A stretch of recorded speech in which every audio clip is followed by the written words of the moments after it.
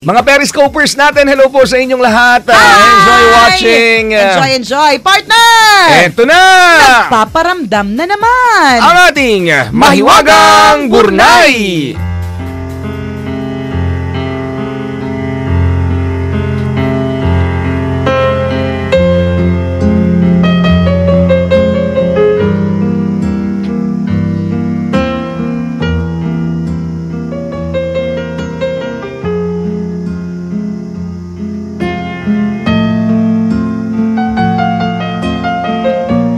Kilalang malambing at masiyahin ang 21-year-old nursing student na si Christina.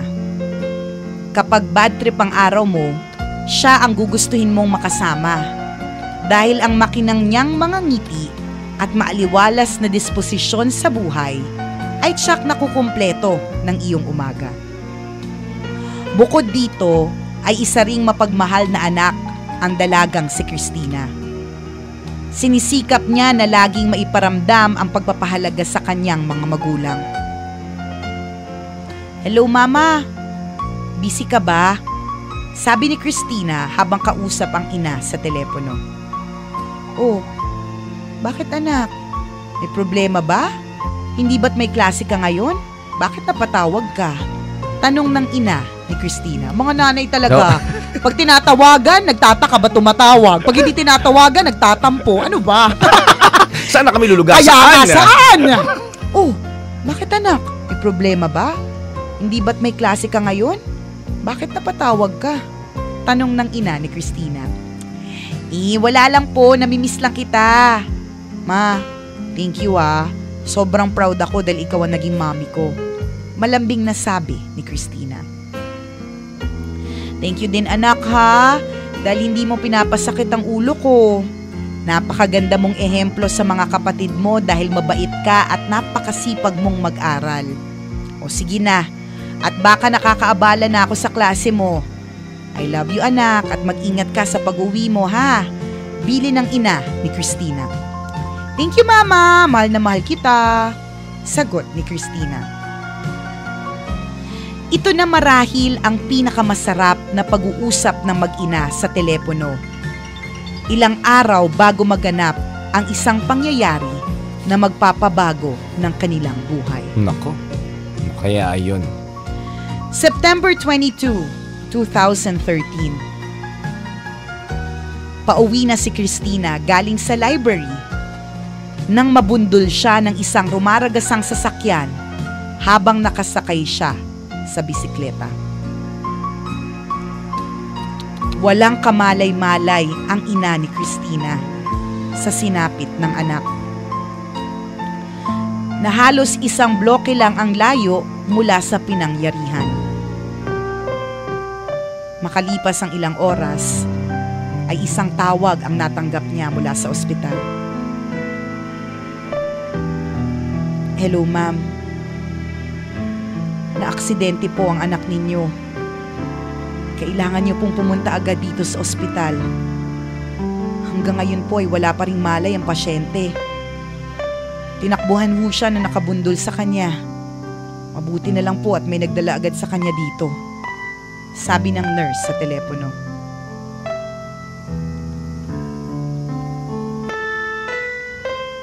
Brain dead si Christina at labis na napuruhan sa aksidente. Sa ICU ay sinubukan siyang gamitan ng artificial ventilator. Subalit makalipas ang 2 araw, ay tuluyan nang bumigay ang katawan ng dalaga. Nako. September 24, 2013. Nagdesisyon nang ihinto ang life support ni Christina. Halos hindi makapaniwala ang pamilya at mga kaibigan ni Christina sa bilis na mga pangyayari. Ang lahat ay nagluksa sa pagkawala niya na noon ay nagbibigay ng sigla sa kanila. Subalit hanggang sa huling yugto ng buhay ng dalaga, ay nagawa pa rin itong magbigay ng ngiti at saya sa ibang tao. Si Christina ay isang registered organ donor. Dahil sa pagkakawanggawa ni Christina, ay 5 tao ang nabiyayaan ng pag-asa. Kabilang dito ang isang sanggol na may sakit sa atay. Makalipas ang ilang linggo, habang sinasamsam ng ina ni Christina ang mga gamit nito, isang piraso ng papel ang kanyang nakita. Nakasulat sa papel ang bucket list ni Christina na naglalaman ng kanyang mga pangarap at mga bagay na nais niyang gawin bago siya mamatay.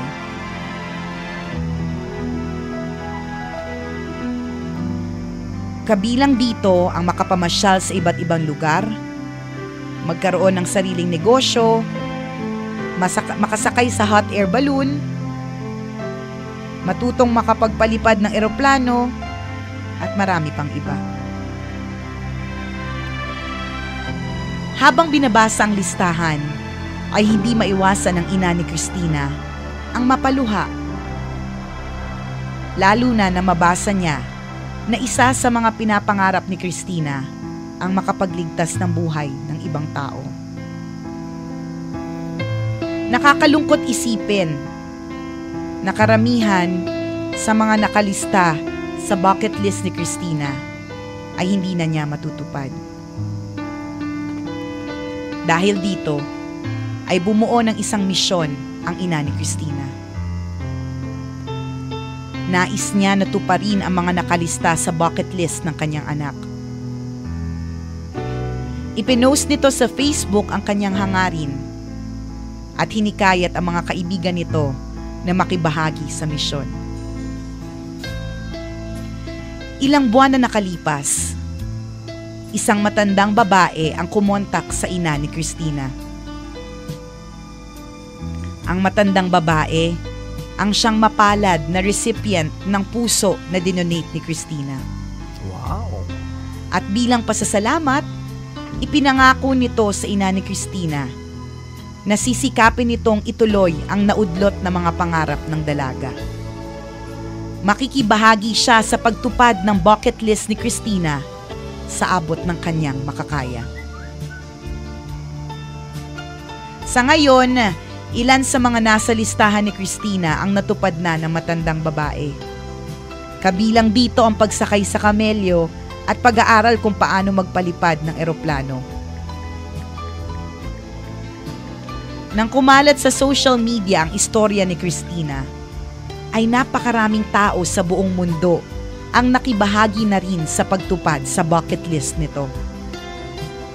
Bukod dito, ay inumpisahan na rin ng mga magulang ni Christina ang pagpapatayo ng isang clinic sa Nigeria na ipinangalan nila sa dalaga.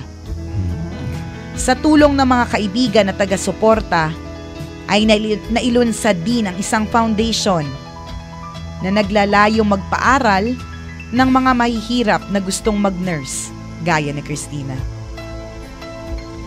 Sa pamamagitan ng mga adhikaing ito, kahit paano ay naibsan na ang pangungulila ng pamilya ni Christina.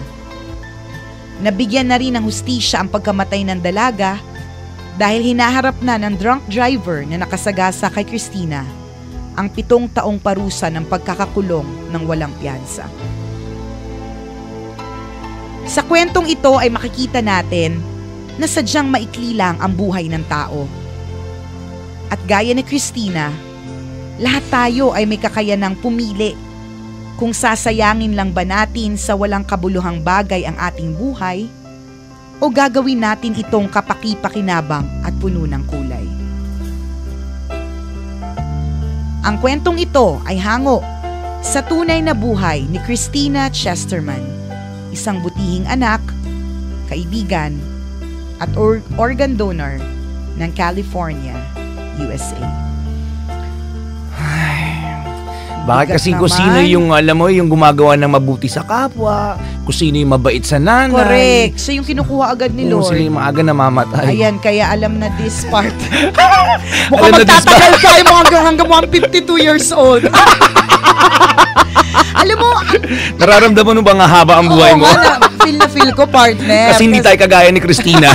Kasi sabi daw nila, masamang damo, matagal mamatay. Pero meron niyang meron niyang religious or parang explanation na kaya daw sinasabing ang mga masasamang damo ay matagal mamatay kasi binibigyan pa sila ng pagkakataon ni Lord na para magbago. At Totoo yan. Pag nagbago ka, 'di ba? Saka at maging mabait ka, saka ka nakukunin kasi mabait ka na. Kaya alam na this, chuper.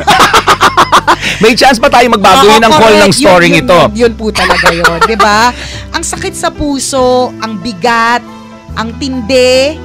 Alam mo yung nakakaiyak yung portion na yung nagko-collect tayo ng mga gamit, tapos may makikitang bucket list na ang sakit-sakit sa puso na parang grabe, hindi niya yan to natupad. Totoo yan. Diba? Bakit kailangan kunin sa akin na napakaaga? Ang dami niya pa namang pangarap. Ang hirap tanggapin, sobra. Yung sinasabi natin madalas part na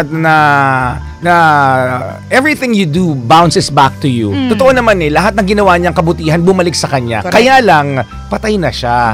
Diba? Hindi na siya yung nakinabang dito, pero ang magandang side nito is yung legacy. Oo, correct. Diba? Yung iniwan niya. Yung iniwan niyang legacy, at dahil doon, kung hindi rin siya namatay, kabisyo, hindi rin mabubuo yung foundation na magpapaaral sa mga mahihirap na gustong mag-nurse. Totoo yan. Ang sakit nga lang, 'di ba, na kailangan may matay para doon. Kaya lang, yun yung lagi nating sinasabi, I guess, na lahat na nangyayari sa ating buhay ay merong dahilan. Correct. Masakit man o masaya, meron pong dahilan kung bakit ito nangyari. Minsan lang talaga ang hirap tanggapin. Yun ang magandang isaisip natin, mga kaibigan, na habang tayo po ay nabubuhay, di ba ano po, tanungin natin yung ating sarili, ano ba yung mga magagandang ginawa natin sa ibang tao? Tama. Na kapag namatay tayo, ay tatandaan nila tayo. Correct. They diba? will remember us dahil naging mabait tayo sa Ikaw kanila. Ikaw ba, partner? Natanong mo na ba yung sarili mo minsan? Actually, na pag namatay tayong dalawa, ano yung legacy iwan natin sa mga... di yung mga tawang malulupit, partner. Yun na yun. Ayun yung may sa radyo, yung tawa ng tawa, yung baliw. Correct. Yung dalawang baliw na may tawang malupit na never recorded, always live ang tawa. Kasi alam mo, partner, yung tawa... Napakagandang legacy nun, ha? Kasi yung iba, partner, para makapag-produce ng tawa, meron silang pinipindot. Correct ka. Kami po, wala kaming pinipindot. Kaya yung mga nakakapanood sa amin ng live, nagugulat na, hala, tawa nyo pala talaga yun.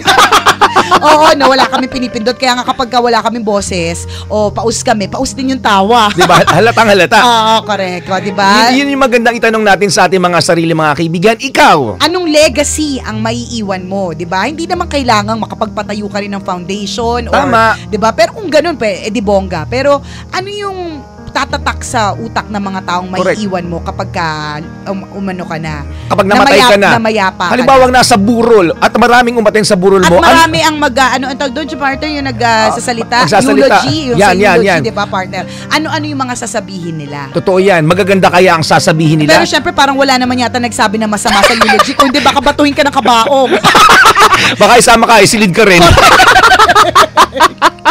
Diba? Hindi totoo yan. Napakagandang tanong sa ating sarili. Sinasabi ng kwentong ito, diba, na habang tayo po ay nabubuhay, ano-ano yung mga magagandang bagay na nagawa mo na para sa ibang tao? Tsaka isa pang hugot dyan, partner, isa pang lesson is living life to the fullest. Isa pa yan. Diba? Yung lagi nating sinasabi, tingnan mo, diba, partner, ang bilis ng araw. Correct. Dun sa, maganda yung maglista ka ng mga pangarap, tapos itago mo rin, tapos baka sakali mabasa rin. Oo, diba? Tsaka isa-isa mo pa rin. Totoo yan. At yung mga taong nakapalibot sa iyo ang magbibigay ng katuparan sa pangarap mo. Pero mas maganda kung ikaw na yung tumupad, diba? Mas maganda kung ikaw yung tumupad.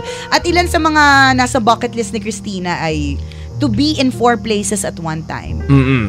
Go to Venice. Okay. Learn to play chess. Tapos gusto niya may matalo siya sa chess. Tapos, gusto niya magkaroon ng 2 pieces of property. Yung isa merong livestock. So, may mga manok, baboy, pato, ganyan. Gusto niya magpakasal. Gusto niya magkaanak. Gusto niyang makapunta sa 4 out of 7 wonders of the world. Gusto niyang makapaglipad via first class on a plane. Gusto niyang makasakay sa hot air balloon. Gusto niya mag-skydiving. Gusto niya mag-parachute. Gusto niya matandaan bilang the smiley girl. Yung ilan dito natupad Na-imagine ko na habang binabasa yan ng nanay niya. Oy, grabe, partner. Parang na-imagine ko yung tears. Kinukuyom yung kanyang correct, puso, yung literally parang pinipiga yung puso. Nakakadurog. Grabe, iba. Ay. Ganun talaga ang buhay. Diba? May mga pangarap tayo minsan hindi natutupad. May mga gusto tayo mangyari, hindi nangyayari. Diba? Ganun talaga. Again, magtiwala lang po tayo. Everything happens for a reason. Corrected ba? Lahat yan may dahilan, lahat yan may purpose. Tama. Just have faith. Thank you, Mahiwagang Burnay, sa isa na namang napakagandang kwento ngayong araw na ito. Ang mga kwento po ng Mahiwagang Burnay ay mababasa nyo po sa aming Facebook fan page. I-search nyo lang po, Tambalan!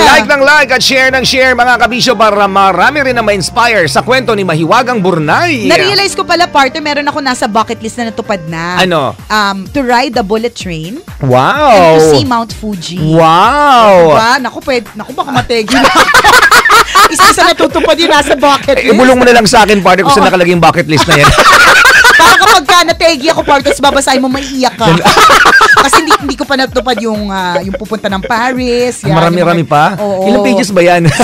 16. Ganon? Isang Ang dami volume? ba nun? Hindi pero ganun talaga pag nangangarap ka, nililista mo. Diba? Diba? At ang sarap na i-scratch off mo. Tuwa talaga ako, partner, yung ride a bullet train. Binuha ko na kasi dapat po sa see Mount Fuji. Ganun talaga. Diba? Isipin mo na, totoo yan. Ano yun fulfillment maganda yung gumagawa din po tayo ng bucket list. Mga kabisyo, let's take each day at a time. Enjoy this day because you'll never know this might be your last. Correct. Diba? Don't fear for tomorrow because tomorrow has not yet come. Salamat mga kabisyo sa pagtutok sa amin ngayong araw na ito. And thank you for making Love Radio always your number one FM radio station. At habang nariyan kayo mga kabisyo, ang tambalan, walang kalaban. Number one pa more. Ako po si Nicole Yala. At ako naman si Cambio King Chris Juper. Nagpapaalala. Walang matatag na relasyon sa malanding may determinasyon. Yun! Yun! Sa lahat ng mga kabisyo nating nakatutok ngayon at hinihintay na ang kwento ng ating Mahiwagang Burnay.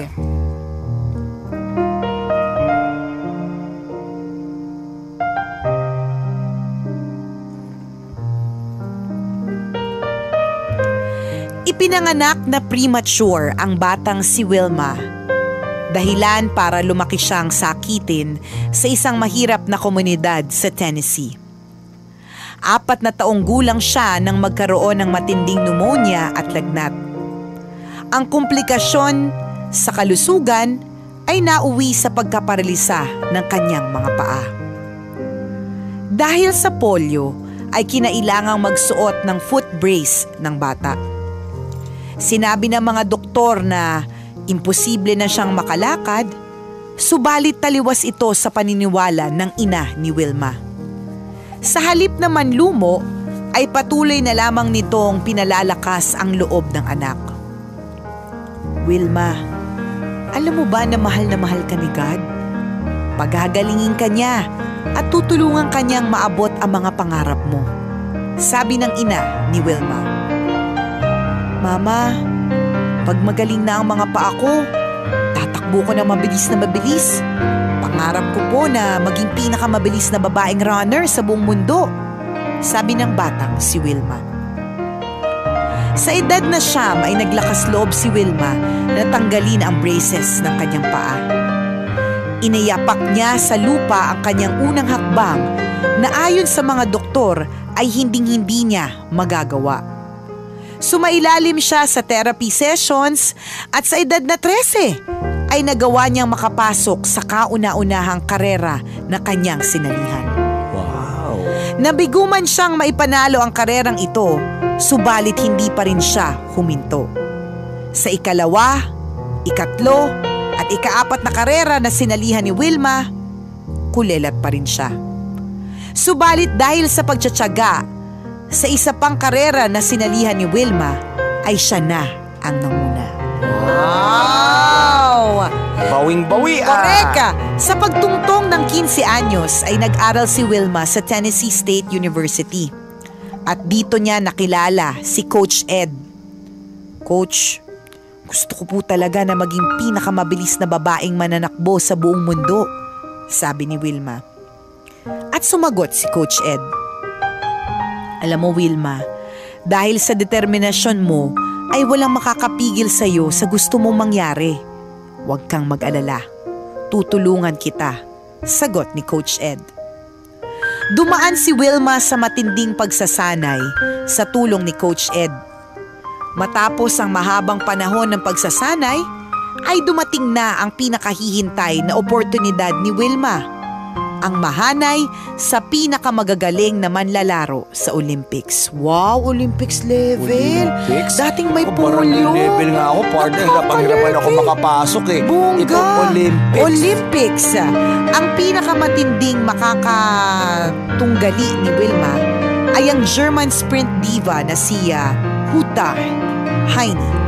Si Huta ay wala pang... Ayos mo, partner. Huta! Si Huta ay wala pang naging talo sa kanyang mga huling laban. Sumabak ang dalawa sa unang event, ang 100-meter race. Sa laban na ito, natalo ni Wilma si Huta. Dito nakamit ni Wilma ang kanyang kauna-unahang gintong medalya. Sunod silang sumabak sa 200-meter race. Muli, si Wilma pa rin ang nakakuha ng gintong medalya. Galing ah! Bigyan ng jacket to, nakakalurkay. Sa ikatlong event, ay muling nakatapat ni Wilma si Huta. Grupo ni Wilma laban sa grupo ni Huta sa 400-meter relay. Sa larong ito, ang pinakamabilis na manlalaro sa grupo ang huling papasahan ng baton para takbuhin ang last lap. Nang magsimula ang laban ay maayos na naitawid ng magkabilang grupo ang unang 3 lap. Si Wilma at Huta ang pinakahuling tatakbo sa relay. Nang maipasa ang baton kay Wilma, ay aksidente niyang nabitawan ito. Akala ko aksidente siya baton twirl. Nakalimutan niya na runner siya. Naisip niya na mas magandang maging majorette. Eto na, partner. Nang maipasa ang baton kay Wilma, ay aksidente niyang nabitawan ito. Nako. Nang makita ni Wilma na maaabutan na siya ni Huta, ay dali-dali niyang pinulot ang baton at agad-agad na umarangkada sa pagtakbo. Kaya naman, sa ikatlong pagkakataon, ay matagumpay na naungusan ni Wilma ang undefeated sprinter na si Huta. Sa kanyang pangunguna ay nakamit ng kanilang grupo ang gintong medalya. Galing! Dahil sa ipinakitang galing, si Wilma ay tinanghal bilang kauna-unahang American woman sprinter na nagkamit ng 3 sunod-sunod na medalya in a single Olympics. At sa huli ay natupad din ang kanyang pangarap na maging pinakamabilis na babaeng mananakbo sa kasaysayan noong 1960. Sino ang mag-aakala na ang isang dating batang lumpo ay magmamarka at magiging tanyag sa mundo ng palakasan.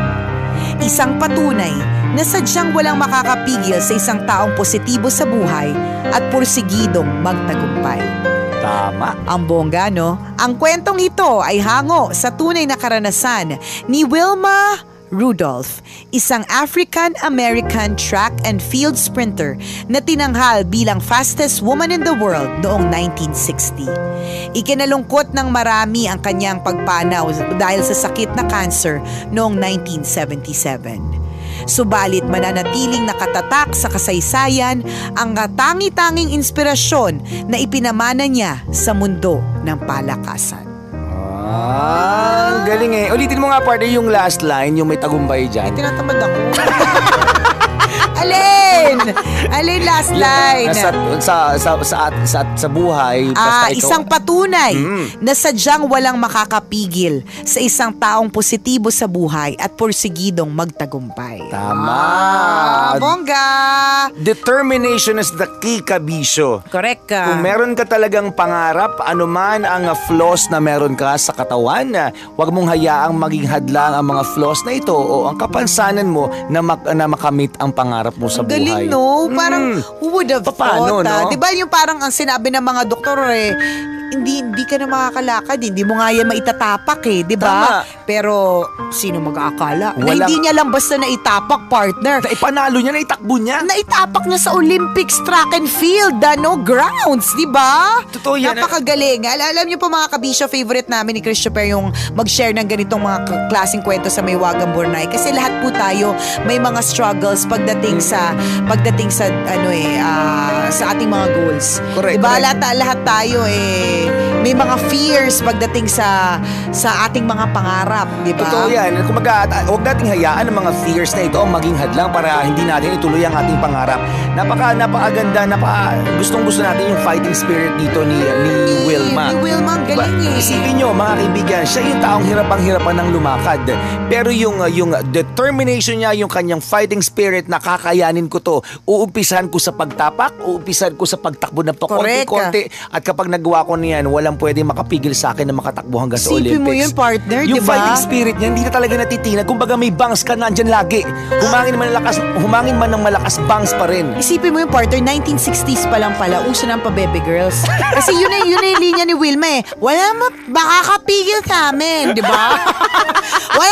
Wala kayong pake, di ba? Yun nga, yun galing yung kasi yun eh. Kasi yun yung linya, wala kayong pake, di ba? Ang galing lang kasi, syempre partner, dating may polio, dating merong kapansanan, tapos syempre yung first few races niya, natalo talaga siya, pero hindi niya hinayaan na yung mga failures na ito ay maging dahilan para mag-quit siya. Tama. Diba? If you are too determined, walang rason para ikaw ay matalo. At yun na nga nangyari, partner. Nanalo siya ng nanalo. Nakakahiya naman sa'yo na nakahilata sa sofa ngayon. Nagpapalaki ng tiyan. Pwede ka naman makalakad na maayos pero tamad na tamad ka. Correct. O ito, may kapansanan. Di ba gumagalaw? Gustong tumakbo at nagawa niya. Ikaw, anong ginagawa mo sa bahay? Wala, nakahilata. Yan. Tapos nag-expect ka, nagaganda yung buhay mo. Nakahilata ka lang. Nakakahiya naman. Sobra.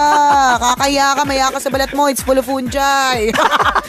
Ay nako, determination is key mga kabisyo. Kapag determinado ka talaga, pinupursigi mo talaga at ginagawa mo talaga ang lahat para dun sa pangarap na yan. Wala namang rason para hindi mo ito makamit. Tama. Tandaan natin mga kaibigan na sa buhay pong ito, walang imposible basta gugustuhin mo. Tama. Chulilo to lang halong eklo. Good luck sa lahat ng mga kabisyo natin na merong wini-wish at merong determinadong matapos ngayong araw na ito. Kaya mo yan. Go, go, go.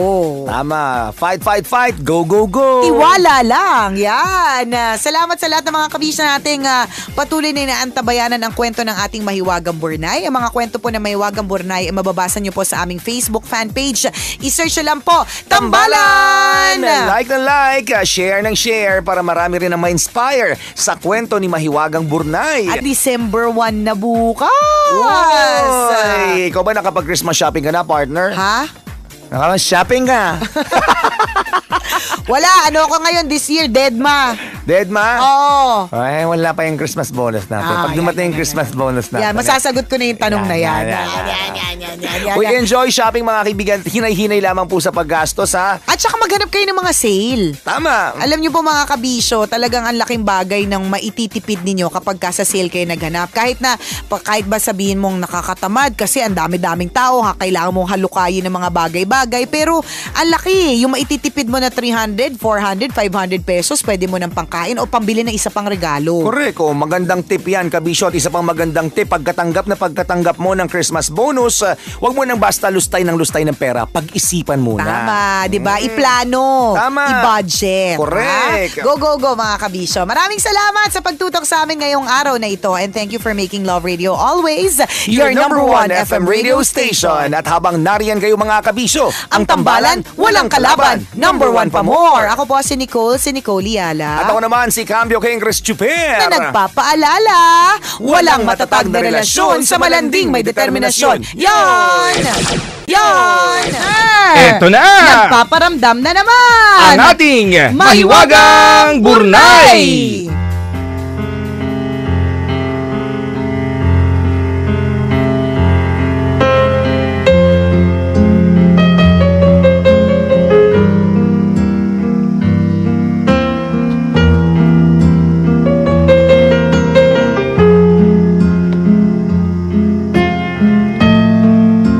Ikakasal na dapat si Justin sa kanyang long-time girlfriend nang maganap ang isang madilim na trahedya.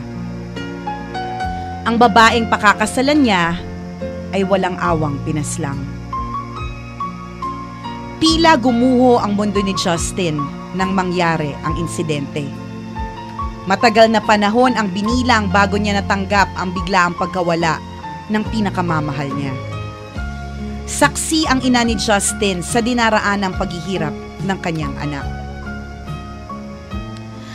Justin, anak, tulungan mo ang sarili mo na malagpasan ang pagsubok na ito. Mahirap mang gawin, pero kailangan mong tanggapin na wala na si Sarah. Bata ka pa at marami ka pang pwedeng makilala. Sigurado ako na matutuwa siya kung makikita kanya na muli nang nakangiti sa kabila ng kanyang pagkawala.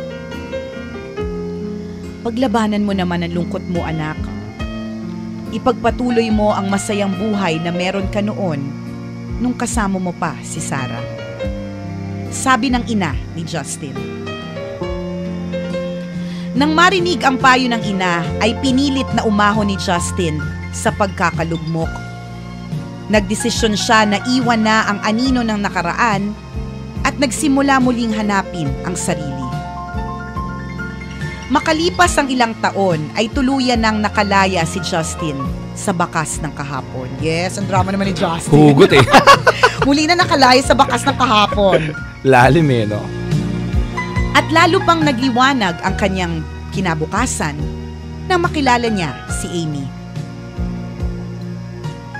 Nang unang makita ni Justin sa isang dating site, dating. Ano dati? Ano ngayon? Makatawa? Hindi pwede magkamali? Malay mo, huli tawa ko na to. Hayaan mo na. Sige na nga. Ikaw na magbasa. Marunong ka eh. Wait lang. Dating sa... Sorry po, gutom na ako eh. Nakita ko si may estrels eh. Alam mo ba, mayaman lang yung nagkakaroon ng cake na ganyan. Mayaman. Nang unang makita ni Justin sa isang dating site ang larawan ni Amy, ay hindi na siya mapakali. Kinontak niya agad ang dalaga para makilala ito ng husto. Naging regular ang pagchat-chat, pagte-text, at pagtatawagan ng dalawa bago sila nagdesisyong magkita. At sa kanilang unang pagkikita ay lalong napalapit ang loob nila sa isa't isa. Alam mo, Amy, parang nagkita na tayo eh. Yes. Hindi ko lang matandaan kung saan. Yan. Bola pa more. Sabi ni Justin sa dalaga. Ano ba yan? Pareho pala tayo ng nararamdaman. Pakiramdam ko rin kasi parang matagal na kitang kakilala. Sagot ni Amy. Tumagal pa ng 1 taon ang pagde-date ng dalawa. Bago nila natuklasan ang isa pang bagay na lalong maglalapit ng kanilang mga puso. Amy, alam mo ba nung preschool ako, meron akong classmate na crush ko, nakapangalan mo. Lagi lang kaming napagtutuwaan ng mga teachers namin, kaya kami ni Amy ang madalas na pinagtatabi sa klase. Kwento ni Justin. Well, hindi ako yung Amy na tinutukoy mo, kaya ayoko nang makarinig ng kahit anong kwento tungkol sa kanya. Nagsiselos lang ako. Arte-arte. Maarte agad ng ganon? Pabirong sabi ni Amy. Teka, Amy, saan ka ba nag-aral nung preschool ka? Tanong ni Justin. Sa Sunshine Preschool, Florida. Sagot ni Amy. No joke. Nagbibiro ka ba? Diyan din ako nag-aral eh. Hindi kaya ikaw at si Amy nakaklase ko noon ay iisa? Yes! Woo! Destiny pa more! Sabi ni Justin. Dahil dito, ay sinubukang maghagilap ni Justin ng mga lumang litrato nang siya'y nag-aaral pa. At sa mga album na inaitatago ng kanyang ina, ay nakita ni Justin ang isang litrato na kasama niya ang childhood sweetheart. Ipinakita niya ito kay Amy at kinumpirma nga ng dalaga na siya nga ang nasa larawan. Yes! How are they to know?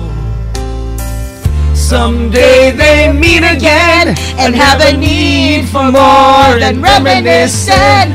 Maybe this time. At halos napaluha ang dalaga at ang binata dahil sa kanilang natuklasan. Justin, may dahilan pala kung bakit nang una pa lang kitang nakita. Sinabi ko na sa sarili ko na ikaw na ang lalaki na gusto kong pakasalan. Sabi ni Amy. Eto naman Kasalag. si Amy. Hindi ka pa rin mga inaaya.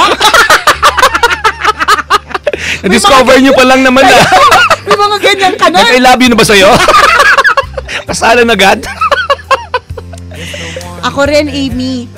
Naniniwala ako na tayo talaga para sa isa't isa. Matapos ang halos 30 taon, muli tayong pinagtagpo ng tadhana. Sagot ni Justin. Ay, matapos sa naging revelasyon, ay binalak na ng dalawa ang magpakasal. Na pressure si Justin. They've got another chance, and if they take it, Maybe this time it'll be love and they'll find. Aminin mo, nakakilig din. Naranasan nila Amy at Justin kung gaano katamis ang pag-ibig na hindi ipinilit, hindi hinanap, subalit kusang dumating sa kanilang dalawa sa tamang panahon at tamang pagkakataon. Yes! Sarap naman nun. Ang kwentong ito ay hango sa tunay na karanasan ng very sweet couple na sina Justin Pounders at Amy Giberson ng St. Petersburg, Florida, USA. Sarap Alam mo naman. na ngayon, Chuper. Alam mo nang gagawin. Balikan mo yung mga dati mong picture ng elementary. Baka may single pa dyan. Teka lang, wala ako natatandang hanapin mo sa ano. dating site. hanapin mo sa dating site. Ang galing no! Kasi oo nga, no, isa sa paraan yan. Sabi nga, don't look for love, it finds you. Totoo, ako naniniwala ako doon, Ayan partner. ka na naman. Pero pag 36 ka na, Ano pa, friend? friend? Wag na, alam mo, itong you don't find love, it finds you. It's only applicable up to 28 years old. Pag lumagpas ka na, ganun ba sinasabi nun? Ako naniniwala, pinangahawakan ko talaga sige yung na kasabihang nga. yan. Ay, sige. Nakusang darating yan, hindi dapat hinahanap ang diba? pag-ibig. Ano sabi na Mahiwagang Burnay sa dulo ng kwento, di ba? Naranasan nila Amy at Justin kung gaano katamis ang pag-ibig na hindi pinilit, hindi hinanap. Tama. Subalit kusang dumating sa kanilang dalawa sa tamang panahon Tama. at tamang pagkakataon. Parang aldab. Tama. Di ba? Hindi yung pilit eh. Nagsimula lang sa ano yun, di ba? Sa isang tuksuhan. Sa isang tuksuan at isang pagpan ng camera. Correct. Di ba? Hindi sinasadya. Pero diba? kasi partner, si Alden may itsura. Kala mo ha? Kasi kahapon, Alam mo ba pagdating sa Hindi. usapang pag-ibig, wala ka Ayan. nalaman ng itsura. Akala mo lang yun. Pero sa bagay, may pera ka. At dahil may pera ka, may itsura ka na din. Alam mo Huwag ha? kang ganyan, baka maraming mamasko sa akin. Ay, oo nga pala, Pasko na. Ay, wala pong pera si Chuper. Huwag kayo Wala mamasko pa nagbabayad po ako ng utang. Bago po sa kanya hulugan, huwag mo kayo mamamasko. Ang galing, no? Sa mundo talaga ng pag-ibig ang, di ba, ako naniniwala talaga ako dyan. Na meron at meron. Lahat ng kaldero ay may nakalang takip. Correct. Partner, kasi ikaw hindi ka nagmamadali. Ako, Kala ko parang hindi ka kasi kaldero. chupon ka, Palayok chupon. ka. Kasi alam mo, partner, ako, 22 years old pa lang ako noon. Nagmamadali na ako ikasal. Alam na this. Kasi parang gusto ko talaga maging may bahay, yung mga ganun, diba? Pero parang hindi siya binigay sa akin until I was 30. Kasi hindi pa tamang Kasi panahon. hindi pa tamang panahon. Talagang paulit-ulit yung pag bagong break ako, sabi ko, bakit naman ka naghiwalay? Tapos laging sinasabi sa akin ng nanay ko, hindi yan. Correct. Meron yan. Tama. Lahat ng kaldero may nakalang takip. Diba? Maging kaldero ka kasi. Diba? Pero sabi niya, Tapos lagyan mo ng bigas sa sarili mo. Tapos mamaya magsasaing na tayo. para legit. Kaldero ka na nga. Diba? Pero, alam mo, partner, pinanghawakan ko yun eh. Yung sabi na nanay ko na lahat ng kaldero may nakalaang takip. Meron yan. Siguro Totoo. yung mga iba talagang dumating lang sa buhay mo para saktan ka for you to learn. Yes, Correct. hugot. For you to learn something, may mga iba na dumating na sa buhay mo para maka-experience ka na masarap, di ba? Mga ganon. Totoo yan. Pero kung hindi pa talaga siya, kasi hindi pa napapanahon. Yun yung lagi nating panghawakan doon sa mga single, di ba? Na meron yan. Kung ang vocation mo ay nasa married life at yun talaga yung blueprint na inihanda ni Lord para sa'yo, walang rason para hindi mo mahanap. Hindi man ngayon, pero sa tamang Panahon. Lahat ng sinabi mo, partner, pinaniniwalaan ko. Huwag tayo Naman. nagmamadali, mga kaibigan. Ayan na. Sa Sige. tamang panahon, kung talagang ukol, di bubukol. Correct. Kung hindi pa nauukol, hindi pa bubukol. Tama. Diba? Maraming salamat, Mahiwagang Burnay, sa isa na namang napakagandang kwento ngayong araw na ito. Ang mga kwento ng Mahiwagang Burnay ay mababasa niyo po sa aming Facebook fan page. I-search nyo lang po, Tambalan! Like na like, share ng share, mga kaibigan, para marami rin na ma-inspire sa kwento ni Mahiwagang Yung Burnay. Mahiwagang Burnay po natin, i-text nyo yung mga kaibigan nyo na love story ngayon, ha? Maraming salamat sa inyo, mga kabisyo. Sa pagtutok, and thank you for making Love Radio always your number one FM radio station. At habang nariyan kayo, mga kabisyo, Ignacio. Ang tambalan, walang kalaban. Number 1 pa more. Ako po si Nicole Yala. At ako naman si Cambio Kengris na Chuper. nagpapaalala, Wala. maiyak kasi. Alam mo, nadidistract ako, naiyak kasi naniningil ng utang. Huwag ka, nagtatrabaho kami dito. Mamaya nang singilin ng utang. Mamaya ha? na, ikaw singil ka ng singil eh. Take 2! Walang matatag na relasyon sa malanding may determinasyon. Yun! Periscopers natin, hello po sa inyong lahat. Enjoy watching. Enjoy. Partner! Eto na! Paparamdam na naman. Ang ating mahiwagang gurnay.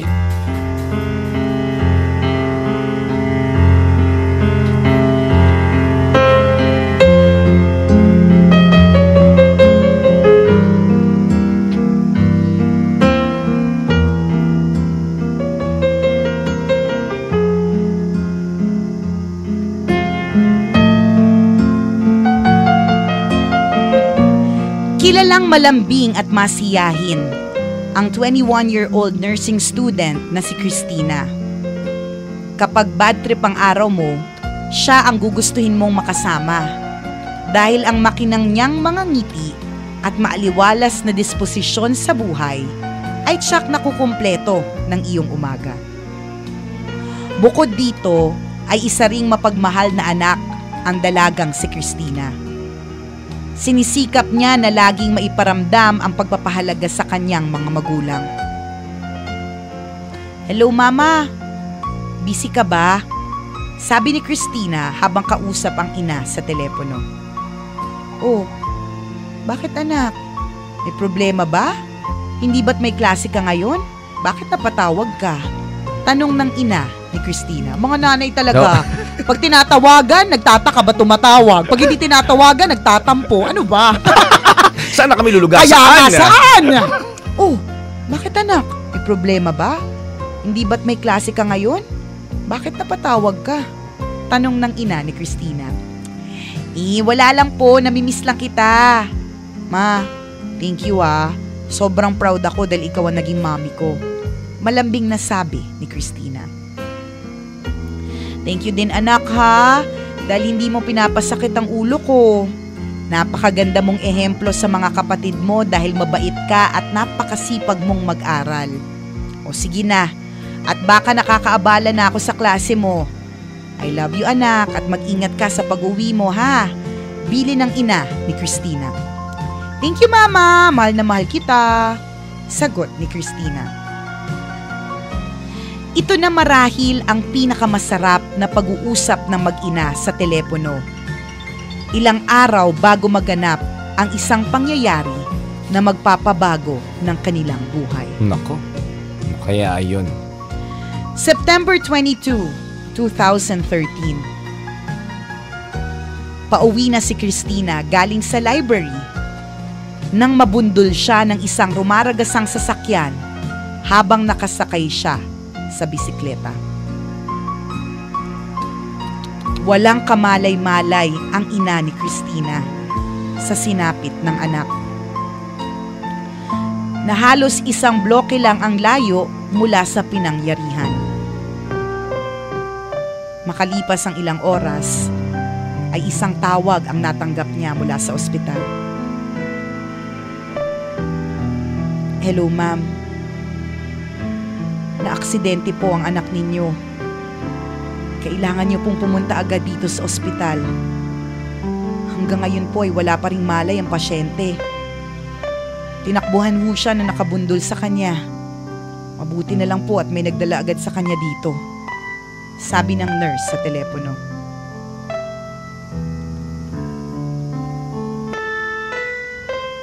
Brain dead si Christina at labis na napuruhan sa aksidente. Sa ICU ay sinubukan siyang gamitan ng artificial ventilator. Subalit makalipas ang 2 araw, ay tuluyan nang bumigay ang katawan ng dalaga. Nako. September 24, 2013. Nagdesisyon nang ihinto ang life support ni Christina. Halos hindi makapaniwala ang pamilya at mga kaibigan ni Christina sa bilis na mga pangyayari. Ang lahat ay nagluksa sa pagkawala niya na noon ay nagbibigay ng sigla sa kanila. Subalit hanggang sa huling yugto ng buhay ng dalaga, ay nagawa pa rin itong magbigay ng ngiti at saya sa ibang tao.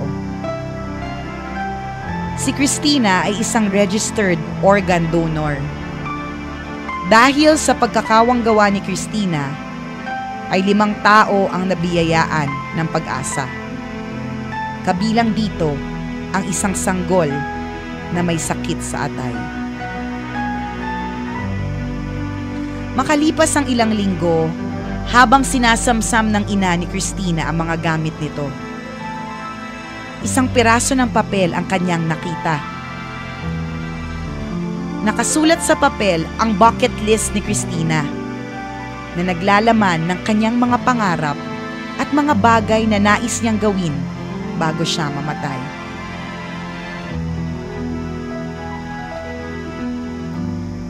Kabilang dito ang makapamasyal sa iba't ibang lugar, magkaroon ng sariling negosyo, makasakay sa hot air balloon, matutong makapagpalipad ng eroplano, at marami pang iba. Habang binabasa ang listahan, ay hindi maiwasan ng ina ni Christina ang mapaluha. Lalo na mabasa niya na isa sa mga pinapangarap ni Christina ang makapagligtas ng buhay ng ibang tao. Nakakalungkot isipin na karamihan sa mga nakalista sa bucket list ni Christina ay hindi na niya matutupad. Dahil dito, ay bumuo ng isang misyon ang ina ni Christina. Nais niya na tuparin ang mga nakalista sa bucket list ng kanyang anak. Ipinost nito sa Facebook ang kanyang hangarin at hinikayat ang mga kaibigan nito na makibahagi sa misyon. Ilang buwan na nakalipas, isang matandang babae ang kumontak sa ina ni Christina. Ang matandang babae ang siyang mapalad na recipient ng puso na dinonate ni Christina. Wow. At bilang pasasalamat, ipinangako nito sa ina ni Christina na sisikapin nitong ituloy ang naudlot na mga pangarap ng dalaga. Makikibahagi siya sa pagtupad ng bucket list ni Christina sa abot ng kanyang makakaya. Sa ngayon, ilan sa mga nasa listahan ni Christina ang natupad na ng matandang babae. Kabilang dito ang pagsakay sa kamelyo at pag-aaral kung paano magpalipad ng eroplano. Nang kumalat sa social media ang istorya ni Christina, ay napakaraming tao sa buong mundo ang nakibahagi na rin sa pagtupad sa bucket list nito. Bukod dito, ay inumpisahan na rin ng mga magulang ni Christina ang pagpapatayo ng isang clinic sa Nigeria na ipinangalan nila sa dalaga. Sa tulong ng mga kaibigan na taga-suporta, ay nailunsad din ang isang foundation na naglalayong magpaaral ng mga mahihirap na gustong mag-nurse gaya ni Christina. Sa pamamagitan ng mga adhikaing ito, kahit paano ay naibsan na ang pangungulila ng pamilya ni Christina. Nabigyan na rin ng hustisya ang pagkamatay ng dalaga dahil hinaharap na ng drunk driver na nakasagasa kay Christina ang 7 taong parusa ng pagkakakulong ng walang piyansa. Sa kwentong ito ay makikita natin na sadyang maikli lang ang buhay ng tao. At gaya ni Christina, lahat tayo ay may kakayanang pumili kung sasayangin lang ba natin sa walang kabuluhang bagay ang ating buhay o gagawin natin itong kapaki-pakinabang at puno ng kulay.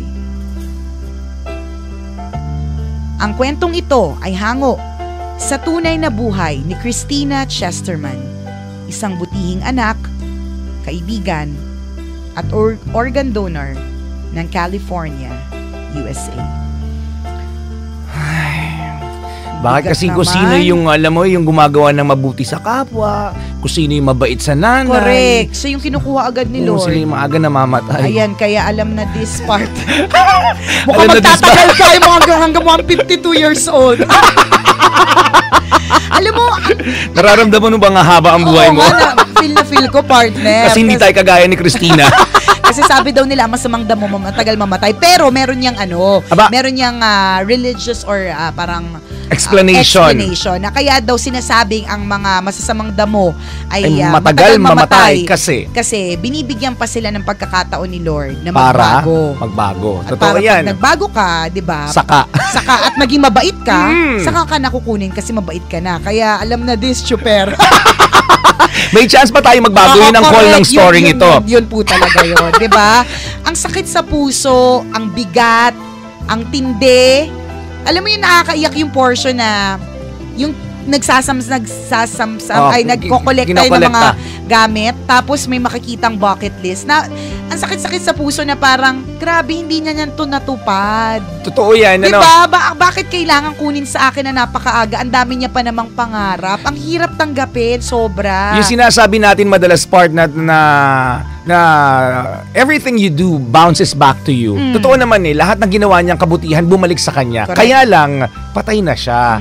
Diba? Hindi na siya yung nakinabang dito, pero ang magandang side nito is yung legacy. Oo, correct. Diba? Yung iniwan niya. Yung Correct. iniwan niyang legacy, at dahil doon, kung hindi rin siya namatay, kabisyo, hindi rin mabubuo yung foundation na magpapaaral sa mga mahihirap na gustong mag-nurse. Totoo yan. Ang sakit nga lang, 'di ba, na kailangan may matay para doon. Kaya lang, yun yung lagi nating sinasabi, I guess, na lahat na nangyayari sa ating buhay ay merong dahilan. Correct. Masakit man o masaya, meron pong dahilan kung bakit ito nangyari. Minsan lang talaga ang hirap tanggapin. Yun ang magandang isaisip natin, mga kaibigan, na habang tayo po ay nabubuhay, di ba ano po, tanungin natin yung ating sarili, ano ba yung mga magagandang ginawa natin sa ibang tao? Tama. Na kapag namatay tayo, ay tatandaan nila tayo. Correct. They Diba? will remember us dahil Correct. naging mabait tayo sa Ikaw ba, kanila. partner?